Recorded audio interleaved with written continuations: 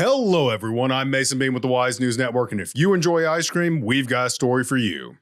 The Gaston County Museum of Art and History is opening their newest exhibit on the history behind Tony's Ice Cream and the Coletta family on Saturday, March 8th, 2025 to the public. And if you check it out on opening day, you'll be able to get a taste of the legacy for yourself at the museum. The exhibit, titled The Old-Fashioned Way, is a look into the story of immigration, business, and of course, ice cream from a name every Gaston County native knows and loves, Tony's. But while you're there, be sure to check out the rest of the museum, which has beautiful exhibits on more of Gaston County's local history, especially if you want to learn more about the history of mills in the area. With that, we'll go to Lauren with Allison Weidrich, who was kind enough to give us an interview and sneak peek at the exhibit, so stay tuned to see some of what's in store for visitors. And at the end, I'll be back to give you more visitor information on the museum. Hi, everybody. My name is Lauren Ramsey with the Wise News Network, and I am here with the Gaston County Museum curator, Allison Weidrich, and we're going to talk a little bit about the Tony's Ice Cream Museum. So can you tell me about the historical perspective of what makes this story unique? Oh, sure. The historical perspective that we're looking at the Old-Fashioned Way, a Tony's Ice Cream Story exhibit, is about immigration primarily. So we talk about how people came to Gaston County, whether that be from overseas or just from up north. And then we also talk about the family history and how their businesses changed and grew with Gaston County. Thank you. So what are some lesser known aspects about the Tony's Ice Cream Story that visitors that come to see this may not know? Well, I think probably my favorite thing that I learned is that the Tony's Ice Cream logo and store that we know today came from one family, and that was the Coletta family that taught it to Tony Janetta. There were two original stores, City Ice Cream and Coletta Ice Cream, and those two stores both had Tony's running them at one point. And so when both Tony's passed away, the family combined the business into one and called it Tony's Ice Cream. So did you come up with any, did you find any things that were unique about the Tony's Ice Cream when you were doing the history research? Unique things about Tony's Ice Cream. Where do I start? The family recipe has stayed the same for generations. So Carmine Coletta started making ice cream in Glasgow, Scotland. He served ice cream there to mill workers, which probably explained why he decided to stop in Gaston County. It was probably very familiar to him to sell to mill workers, like we had so many here.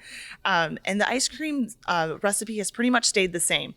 Carmine passed it on to his son-in-law, Tony Janetta, and pretty much everything has stayed the same. One of my favorite things that Louis told me when I first met him, I asked him, when did you start making hamburgers and hot dogs and adding that to your menu? And he said, we've always done it that way. We always do things the old-fashioned way. I love that.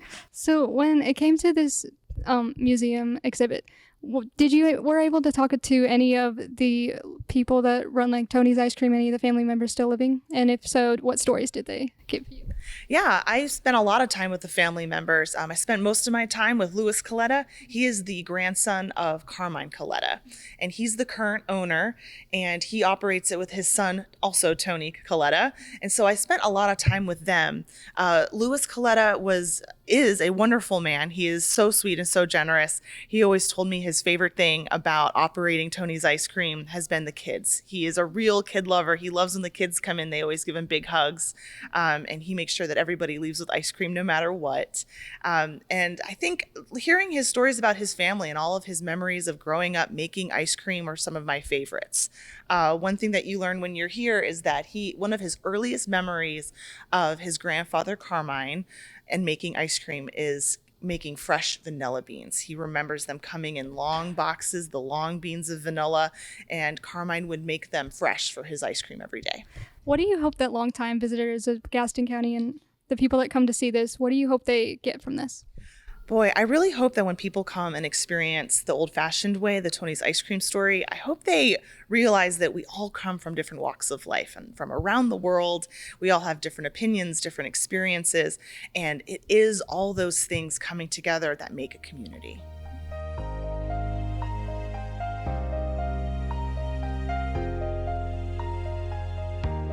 So the exhibit is upstairs, so I can take you up that way and we can kind of go from there.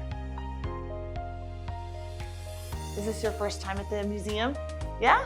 Well, welcome. Hope you'll be a return visitor in the future. Always try to impress people when they're here so they'll come back for the next time we have a big opening. So here we are, this is our first gallery. As you can tell in the background, we have an oral history.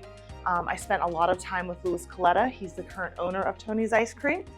And so this very, very short documentary, about 6 minutes long, is all about Tony's Ice Cream and some of the customers and their experiences in Tony's. So in this room, we talk about immigration. So the big question is, how do people get to Gaston County from overseas or even just from other places?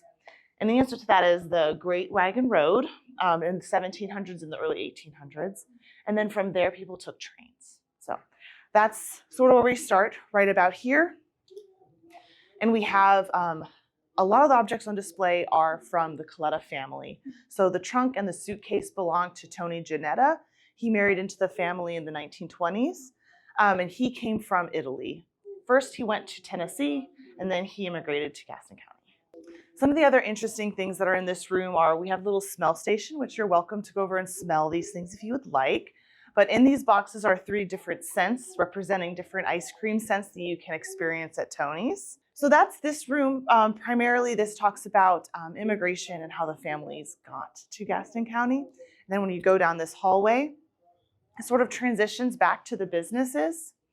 As I mentioned, there were 2 different ice cream stores. One was Coletta Ice Cream that was started by Carmine Coletta. And then he gave the family recipe to his son-in-law, Tony Ginetta, which started City Ice Cream. So if you'll come with me. In this part of the exhibit, we talk about those businesses. We talk about how they went from starting out as peddling, from wagons and from push carts, all the way to storefronts. So there were, at one point, 2 different neighborhood stores. One neighborhood store was on Willow Street, that was Coletta Ice Cream, and the other one was on Moorhead, and that one was City Ice Cream. But as Gaston County continued to expand and grow and the populations grew, they also decided to open 2 additional stores that were along the Franklin Boulevard Thruway. So one of those is still open, and that's Tony's Ice Cream. And the other one is still standing, but is Chaos Tattoos. It's just down the road. So it looks like a miniature version of Tony's Ice Cream. And my personal favorite feature of the exhibit are these ice cream scoops behind you. Feel free to open the doors, but we do 2 different things. On one cabinet, we talk about which is the oldest ice cream scoop, and in the other one, we talk about which one was Tony Coletta's ice cream scoop. Well, I'll take you off to the next gallery. All right, come on in. I lovingly like to call this one our community or nostalgia gallery. We have a lot of really interesting interactives in here. I personally really love our ice cream truck and our push cart, where kids can serve ice cream directly out of a push cart, just like Carmine Coletta did. We also have an original Tony's Ice Cream bench. So if you've ever been to Tony's Ice Cream, that should look very familiar because it's one of the originals. The clock that still hangs at the back of the store is the original, but this one is a replica. So this one is an exact replica of what you see at Tony's Ice Cream. And if you listen really carefully, you can hear it buzzing. And that's the sound of neon gas that runs through those tubes, producing light, basically. So when you electrify it with electricity, it makes the gas molecules vibrate and buzz and create this neon light. So here we have a way that you can cast a vote of your favorite ice cream flavor. So you said your favorite ice cream flavor was grape, so you can vote for grape and add it to our overall count. You can also share a memory, and you can type it in and say whatever you like about your memory. So we definitely wanted to learn more about the family. We get a lot of our ideas for exhibits by our board members, internal staff members, and we take, advice from, our stakeholders as well. And so Kathleen Cloninger actually suggested that we talk to the family because they were interested in working with us and loaning some of their objects to us.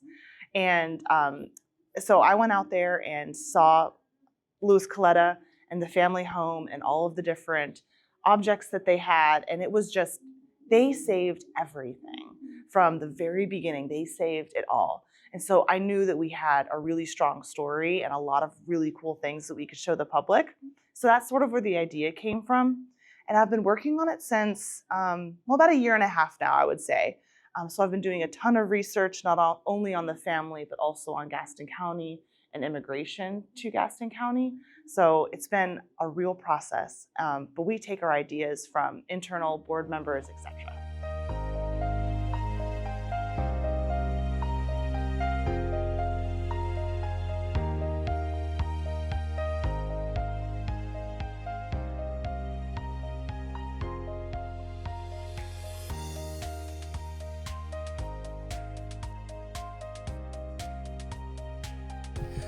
I'd like to personally invite you to come experience the old-fashioned way, the Tony's Ice Cream Story, when we open to the public on Saturday, March 8th from 1 to 4. We're gonna have activities and lots of fun things going on. And we'll also have Tony's Ice Cream on site serving ice cream out of their historic truck. So come and get a free scoop of ice cream. Well, everyone, you heard it here. Head out on Saturday for your free scoop of Tony's, and if you can't make it that day, it's okay because the museum is open Tuesdays through Friday from 10 to 5 and on Saturdays from 11 to 4. You can find out more by visiting gastongov.com with the link in the description, and you can read more about the exhibit by finding our article on wisenewsnetwork.com.